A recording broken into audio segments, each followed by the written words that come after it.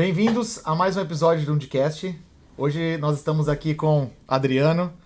Adriano, é uma honra receber você aqui para falar de um tema super especial que é a epidermólise bulhosa. O Adriano é uma pessoa de referência, conheço o Adriano há um bom tempo, tenho convivido com ele na vida profissional e pessoal em algumas situações de eventos. Vou te apresentar, Adriano. Então, o Adriano chama-se Adriano Romeu, né? Conhecido Sim. Adriano Romeu. O Adriano ele é fundador da primeira associação de epidermólise bulhosa do estado de São Paulo e é pai do João Vitor, que é uma pessoa com epidermólise. Seja bem-vindo, Adriano. Obrigado, Alan. Obrigado pela oportunidade a todos de estar aqui. Agradeço a Hartmann, né, que deu mais uma vez essa colaboração. E vamos, né, falar um pouco sobre EB. A ideia nossa é de estar falando, divulgando sobre o tema. E é importante a gente estar esclarecendo algumas situações, né, Alan, Claro. sobre algumas questões importantíssimas no mundo da EB. A gente está entrando num mês importante, que é o mês de outubro, né? Que é o mês é o mês da conscientização. Então a ideia desse bate-papo, Adriano, é a gente poder trazer para as pessoas que vão assistir a gente depois, trazer um pouco do que é a realidade da epidermólise, né? A gente tem o que a gente vê no livro, o que a gente vê na televisão e o que é realmente a realidade. Então a ideia de trazer você para esse bate-papo é que você, além de trabalhar hoje como um ativista da causa, você é pai de uma pessoa com EB e vivenciou isso ao longo dos anos. Então, eu queria começar essa discussão com uma pergunta para você dos primórdios, ali, 20 anos atrás, né? Quando você descobriu que o seu filho tinha EB, né? Então, como foi? Quais foram as suas maiores dificuldades nesse momento? Olha, Alan, quando o João Vitor nasceu, o João Vitor, nós conseguimos o diagnóstico dele de EB, sofremos pra caramba no começo, porque ninguém conhecia a doença, né? Então, a gente levava em um consultório médico, dermatológico, e os médicos falavam, olha, é dermatite atópica, era plurido, era um monte de fatores que eles falavam e a gente só esperava, né? Dava um antibiótico, corticoide e tudo mais, e não melhorava. Com o tempo, ele foi crescendo, com o tempo ele foi piorando em questão de lesões, né? Foi aumentando as lesões. E aí a gente começou a fazer a grande batalha em busca do que é realmente a doença, né? Até que então a gente encontrou uma médica, uma dermatologista, e ela falou, olha, a gente acha e precisa passar no HC, no Hospital das Clínicas na época, né, para fazer uma biópsia, para a gente constatar a doença. Mas ela avisou pra gente que seria uma doença chamada epidermólise bulhosa. Aí eu falei, o quê? Eu demorei, acho que 3 meses para decorar o nome, acredita? Mas assim, a gente acabou chegando no Hospital das Clínicas e lá foi constatado a epidermólise bulhosa. Na época, muito difícil porque a gente não tinha conhecimento, não tinha tanta situação na internet, muito pouca, mas a gente acabou passando na triagem do Hospital das Clínicas e lá foi constatado que ele teria epidermólise bulhosa. Já tinha um bom diagnóstico nessa época para ser feito? Já tinha, solicitaram biópsia e a gente colheu a biópsia e deu EB, tá? Mas no começo foi muito difícil, porque a gente não sabia nada, ninguém sabia nada, né? Então, a única coisa que a médica eles aconselharam era Rayon, vaselina, né? E ele saiu com um monte de medicamento, né? Saiu com um monte de medicamento que era para tratar de dor, de coceira, a parte intestinal também, ele tomava um remédio lactulose, né? Então ele tinha assim, a gente se assustou muito na época, né? E depois eu quero até chegar no ponto com você, porque na época parece que era um protocolo, sabe? O B já chegava lá, já saía com codeína, já saía com... Era o que tinha na época. Era o que tinha na época, então era um protocolo. Todo mundo chegava ali, era aquele... Isso 20 anos atrás, exato. 20 anos atrás. Trazendo um pouco para agora, né? Eu formei em 2009 na faculdade, sou enfermeiro também de formação, e a gente estava discutindo um pouco antes aqui de a gente começar, né? O quanto que a gente não tem informação, né? Imagino 20 anos atrás, a gente sai da faculdade hoje em dia ainda sem essa informação, né? E você vivenciou isso um pouco 20 anos atrás, e você vivencia isso diariamente agora por conta da associação. Como que você vê esse avanço? Você acha que a informação profissional ela tá melhor? você fazer essa triagem inicial, porque você disse que você esperou bastante tempo para ter realmente o diagnóstico hoje. Como que você vê hoje uma criança que nasce no hospital, a epidermólise ela já vem com uma informação, ela já é vista? Como que você vê essa evolução nos últimos 20 anos? Bom, esse diagnóstico é muito mais rápido do que há 20 anos atrás, né?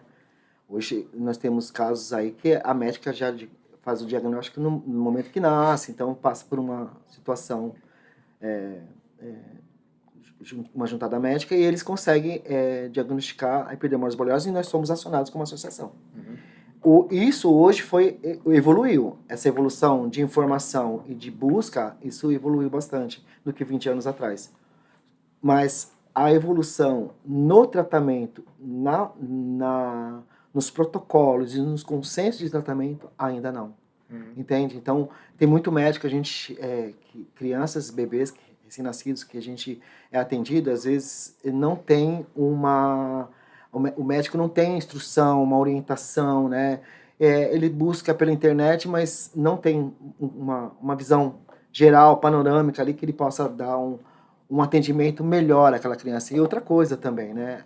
As condições do hospital, né? Dependendo do hospital, eles não têm um equipamento necessário para atender aquele recém-nascido naquele momento. Essa seria minha pergunta intermediária com você, assim, se hoje eu consigo identificar, sim, mas ele está preparado para dar o primeiro atendimento? Porque assim, uma coisa é identificar, né? Outra coisa é eu conseguir dar esse primeiro... sim, mas hoje atendimento no início não. Tá, esse é um ponto. A gente vê alguns programas, né? A Débora, ela introduz um pouco o acesso ao kit dos primeiros curativos, tem as associações locais, vocês vão ajudar, mas eu ainda particularmente vejo que é o despreparo do profissional que está lá no hospital, né? Então assim, hoje eu sei ver. Então o mês da prevenção me trouxe o que é a EB. A gente vê hoje personagens que se tornaram bastante famosos, por exemplo, o Menino Gui do Rio de Janeiro. Teve outros casos bastante famosos, recentes, que mostraram, hoje chama atenção. Pode ser que seja epidermólise bulhosa, mas eu não sei o que fazer dali pra frente, né? E você acha que esse é um ponto que... Aonde está o grande problema? Por que os hospitais não estão preparados hoje? É uma falta de uma política pública? É uma falta de conhecimento? Ela é uma falta de estudo? Aonde que você acha que a gente poderia ajustar esse cenário hoje? Olha, Alan, eu acho que vamos juntar tudo um pouquinho aí, né? Primeiro porque é uma doença rara, né? Poucos casos, né? E isso aí tem muita gente que não viu nem na faculdade. Muitos médicos, então isso é bem específico. A questão de melhoras, né, na qualidade do tratamento, eu acho que tem que existir com políticas públicas, né?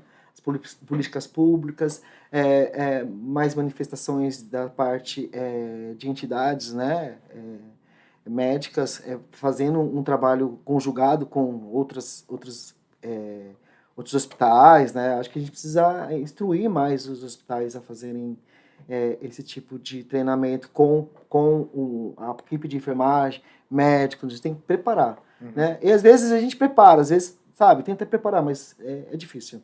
É difícil, tem que melhorar. E eu vejo esses movimentos que você traz hoje muito iniciado por famílias que tiveram as pessoas com EB na família e introduzem propostas de trabalho como as associações. Você vê algumas associações sendo montadas, algumas oficiais, como a de vocês. Então eu queria entrar um pouquinho nesse assunto, o quanto que as associações realmente contribuíram para esse avanço, né? Então, hoje a gente sabe que a PEB, que é a associação fundada por você, ela tá completando 10 anos. Então eu queria trazer um pouco essa conversa. E iniciar ela, qual foi o sonho, né? Quando você criou a associação há 10 anos atrás, o que você buscava? Qual era o sonho do Adriano? Eu vou chegar bem, centrar no tema associação. O João Vitor, com 8 anos, eu era um cara que eu frequentava todos os congressos nacionais, mundiais, onde falava de EB, o Adriano ia lá. Há 20 anos atrás, só se falava em rayon e vaselina. Muitos profissionais da saúde, muitos médicos faziam o discurso e falavam que a vaselina, o rayon era o tratamento correto para a epidermólise bulhosa. Meu filho usou durante, eu acho que 8 a 10 anos. Só que, Alan, chegou um momento da vida do João Vitor em que o João Vitor começou a pedir cadeira de roda. O João Vitor começou a ter muitas lesões, tá? Ele não estava conseguindo ter uma mobilidade boa, ele não estava tendo uma resposta no tratamento que o hospital na época estava dando. Então a gente teve um trauma. Porque eu cheguei para a Patrícia e falei, Patrícia, o que nós estamos fazendo de errado? Né? Porque o João Vitor chegar no momento e querer cadeira de roda, eu falei, a gente está fazendo alguma coisa errada. Foi aí que eu comecei a trabalhar na questão de curativos, porque eu falei, deve ter curativos, deve ter alguma empresa ou deve ter umas situações hoje que eu consiga melhorar a qualidade de vida dele. E eu realmente foi a minha busca, né? Eu busquei os curativos, eu comecei a pesquisar mais curativos, eu fui em busca, na época do SUS, tá? Eu fui atrás de postos de saúde, ver que eles tinham, e eu consegui essa primeiras amostras de curativos, então foi aí que começou. Aí eu comecei a testar comecei a testar outro, e ele começou a ter outras melhoras, tá? Porque ele só andava enfaixado, ele era chamado de múmia. Olha, múmia tá chegando. João Vitor teve problemas, a gente teve que pôr ele em psicólogos por conta desse problema, que é muito bullying, né? Então, sociedade não aceita. Sociedade não aceita, algo diferente. Então, tivemos muito problema, mas graças a Deus os curativos chegaram. Nós começamos a ter essa resposta positiva no João Vitor. E aí foi que a gente começou também a passar para os outros pais que a gente encontrava no hospitais, a falar dos curativos, né? Olha, a gente conseguiu esse curativo, o João Vitor tá melhor. E assim foi, né? Foi o momento que a gente fundou a PEB, né? Legal. Tá bom? E aí eu até vou falar, e por que eu fundei a PEB? Porque através da associação eu teria acesso à informação. Eu teria acesso aos curativos, eu teria acesso a várias situações, né? Por isso que eu montei. E para isso também divulgar para outras pessoas, para outros pais que tinham na época, passavam por mesma situação, né? E graças a Deus hoje isso mudou. A parte de curativos ela mudou bastante, mas tem que ser mais falada, teve mais busca, né? Eu acho que é isso. Legal. Acho que o sonho é muito legal. Acho que assim, a ideia que eu vejo assim, como profissional hoje da indústria, né? Hoje eu estou na empresa, mas eu já fui enfermeiro, eu vejo no dia a dia o quanto é difícil lidar e o quanto é difícil o acesso. Eu tenho duas filhas e assim, eu fico imaginando qualquer coisinha que elas têm hoje, o que eu sinto e o que um pai hoje deve sentir quando vê o filho numa situação que nasce com a epidermose bulhosa, né? Além de você ver o filho, você não saber o que fazer, né? Então, isso é algo legal de ver as associações trabalhando, a gente vê a PEB super empenhada. E aí, além de toda essa informação hoje, o que a associação ela consegue contribuir ainda, né? Então, eu sei que vocês conseguem dar informação, vocês têm um evento anual, que é um encontro das famílias, que é um encontro legal de você trocar, mas no dia a dia, você pode contar pra gente um pouquinho do que é a associação, o que ela contribui para as pessoas com EB? Então, Alan, a associação hoje, cara, hoje ela atende aí quase 200 e poucas pessoas, tá? A gente tem uma listagem de 240 pessoas associadas, né? Agora,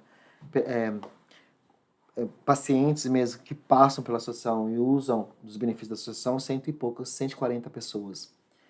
O que a associação traz, né? A associação oferece médico, dermatologista, nós temos aí médicas voluntárias que nos ajudam também, enfermeiras que nos ajudam. E hoje, assim, a gente trabalha hoje na conscientização, na forma de tratamento, como usar, né? Porque para a mãe é muito difícil você conduzir um tratamento para EB. É muito difícil, ela sozinha. A mãe tem que pensar assim, ela nasceu, ela vai ter que ser uma enfermeira, ela vai ter que ser uma nutricionista, ela vai ter que ser várias pessoas para conseguir dar qualidade de vida para aquela criança. Às vezes ela não tem esse aporte, né? Então a associação ela entra com isso, com esse carinho, com atenção, a gente dá o abraço, a gente tenta pegar um pouco daquele sofrimento dela e dizer para ela que ela não está sozinha, né? A associação é isso, a nossa associação é essa. A PEB é uma família, então a gente tenta fazer com que as mães se sintam confortadas com a gente e é isso, né? Legal. Agora, evolução, houve bastante evoluções na parte de tratamento, a gente está aí com médicas aí fazendo um trabalho fantástico, tá?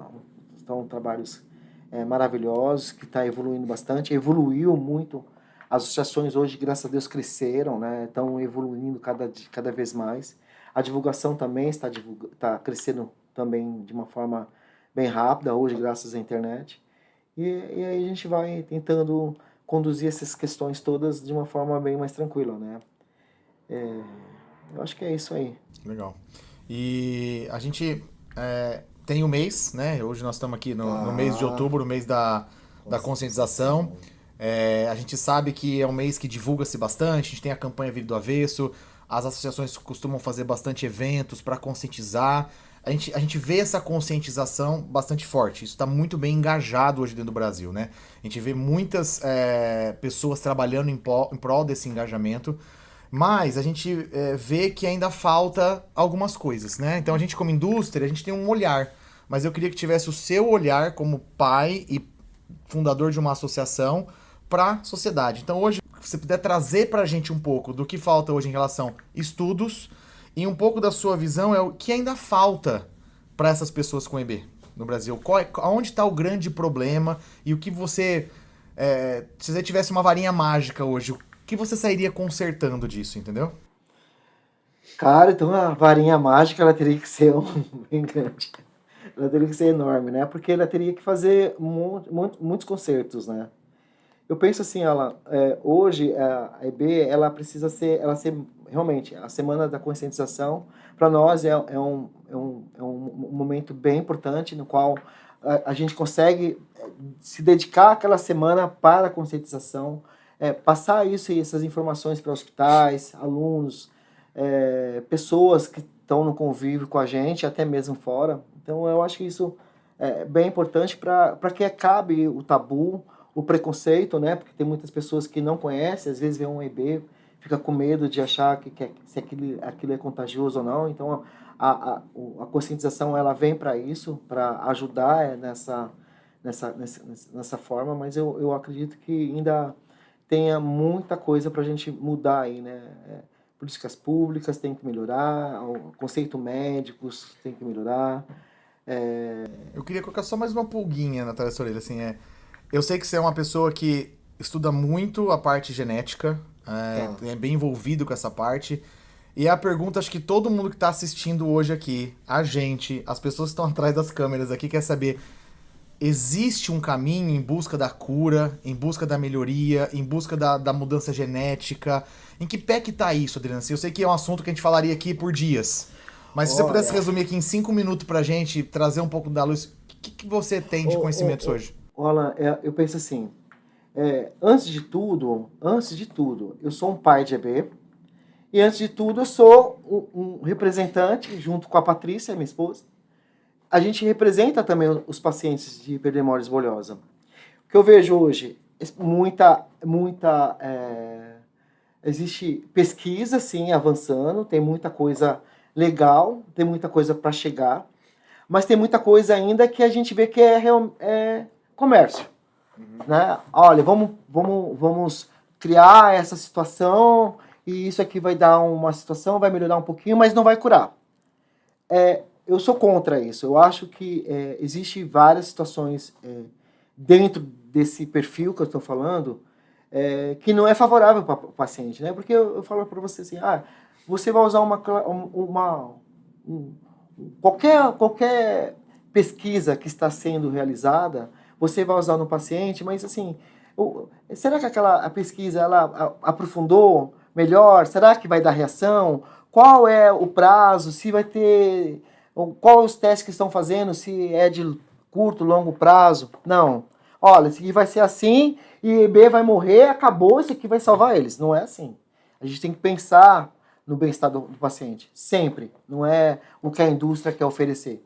Porque tem muita coisa que pode ajudar, mas as contraindicações, às vezes, ela pode ser pior do que a pessoa estava, entendeu? Então a gente tem que analisar isso melhor. Hoje, na minha opinião, tem muito ainda que se fazer. Pode ter melhoras? Pode ter melhoras. Mas a gente tem que melhorar a medicina tradicional, né? Então tem muita coisa na medicina tradicional que nos atrapalha um pouco na parte genética, né? Porque a gente vai falar, olha, a parte de nutrição tá errado, precisa melhorar? Precisa melhorar. Se você fala assim, olha, eu dou um curativo para um EB, mas o EB ele tá precisando de suplemento, mas aquele suplemento ali vai ajudar, é aporte calórico, mas não é o ideal para ele. Então, mas tá no consenso, mas não existe estudo, tá? A pessoa fala o que quer, porque está precisando. Mas está sendo eficaz? Não está sendo eficaz. Eu falo para você, não é eficaz. Então, tem muita coisa que a gente precisa mudar, precisa pegar profissionais da saúde, precisa pegar pesquisas para melhorar esse conceito de tratamento. Parte de alimentação, né? Não adianta você dar um curativo de 1 milhão se o cara não tem um arroz e um feijão para comer. Com certeza. Não adianta você... Não é, eu penso assim, se você... eu vou pôr aquela situação... e vai curar. Não, não existe. Não vai curar. Isso não vai curar. A tendência é melhorar, dar qualidade de vida. Mas melhorar 100%, eu acho que ainda estamos longe, viu, Alan? Ainda desse conceito, tá? São muitas especulações. Eu vou especular ali, assim, isso aqui eu tô fazendo esse gelzinho aqui, é milagroso, ele tem um componente ali mas não existe pesquisa. Eu acho que tem dois fatores que atrapalham bastante um pouco dessa sua fala. Uma é as pessoas quererem o oportunismo da venda dentro do problema. Exatamente. E quando você fala da falta de estudo, como que será que existe um interesse nesse estudo? Como é que é a fala dos médicos? Assim, quebrando um pouquinho o protocolo, você me confidenciou alguns casos aqui antes de a gente bater esse papo oficial, um pouco do que você viveu, por exemplo, com peritos, um pouco que você viveu com o seu filho recebendo informações de que não teria longevidade de vida. Como que é isso? Se puder contar um pouquinho pra gente, fica à vontade, a parte que você queira contar. E esse ponto que eu acho assim que talvez... Será que o profissional está interessado realmente em investir nisso? É falta de incentivo de parte de governo, de financiamento de pesquisa? Ou é o profissional que está ali acomodado, né? Trazendo um pouco do que você me contou ali da sua situação. Eu acho que é falta de estudo, em primeiro lugar, né? Falta de estudo. Tudo na vida da gente existe soluções, né? EB existe soluções, mas elas precisam ser vistas de outras formas, né? Então aí a gente tem aí mecanismos muito diferentes, né? E que dentro da sociedade a gente tem problemas como perito, criança que precisa passar numa perícia médica e a médica fala, olha, ele é EB, o SUS pode atender com o curativo rayon e vaselina, que eu posso falar, tá? Então ele pode ser cuidado com esse curativo, porque esse curativo não vai melhorar a vida dele. Ele vai ter EB, vai ter uma doença bolhosa o resto da vida.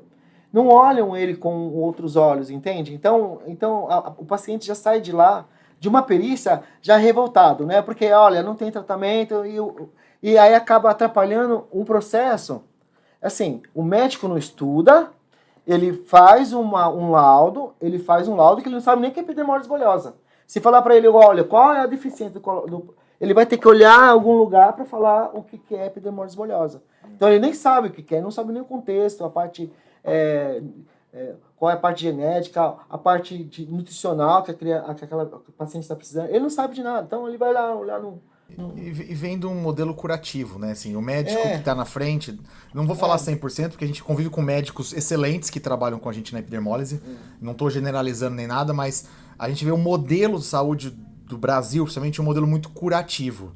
Então, se é uma doença rara que não tem cura, qualquer coisa serve, né? Você escuta muito isso. Então, assim, eu não tô preocupado em algumas vezes da qualidade de vida. Eu vou investir num produto caro, apesar de não ter cura, ele vai continuar com a epidermólise, mas não vai dar qualidade de vida para essa pessoa. Então, eu vejo muito isso e vem do modelo curativo. A gente não é um modelo preventivo, um modelo qualidade de vida ainda bem implantado. Então, pensando no modelo de saúde do Brasil, um modelo muito curativo, a gente não é um modelo ainda preventivo, modelo que foca a qualidade de vida. Você pega o SUS ali, a Constituição. É muito lindo se olhar as leis orgânicas do SUS. É promoção, qualidade de vida, mas na prática ela é muito distante ainda, né? Então, o modelo ainda implantado ele é curativo. Então, quando você traz assim a fala do médico, já que não tem cura, vai isso aqui porque o quadro dele não vai mudar, é nitidamente curativo. Eu não estou preocupado com a qualidade de vida da pessoa, né? Ele está preocupado no custo que aquele paciente vai orçar para o SUS, né? Mas mesmo assim, Alan, a gente tem uma grande dificuldade também, porque todos os curativos hoje, graças a Deus, eles foram padronizados no Conitec. Então, nós temos aí o padrão, né, entre aspas, um padrão lá, e eles têm que respeitar esse padrão. E isso não acontece, tá? Então, eles veem de uma forma assim, o EB está ali para usar um curativo que não vai dar solução.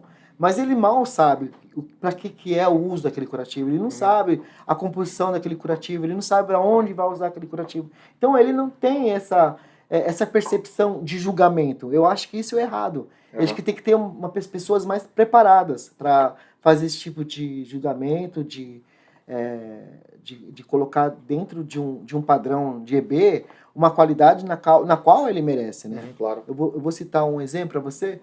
Por exemplo, doutora, às vezes, nossas médicas, às vezes falam, olha, eu preciso de um suplemento A, mas eu preciso de um suplemento A, por quê? Porque o EB, ele precisa de uma hipersuplementação, né?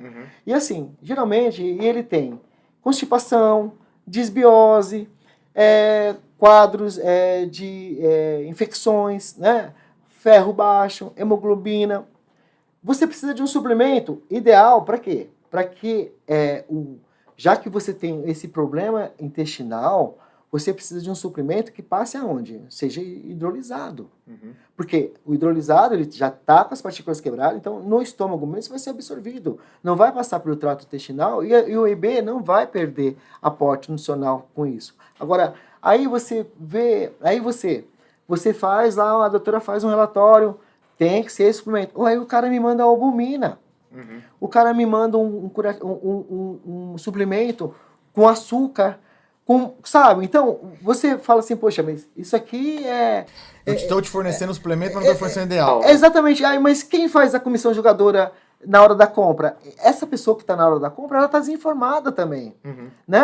Por que o EB precisa ter tudo isso de curativo? Mas ele não sabe que aquela situação daquela criança, ela passa por fases. Tem que ser bem tratadas, né?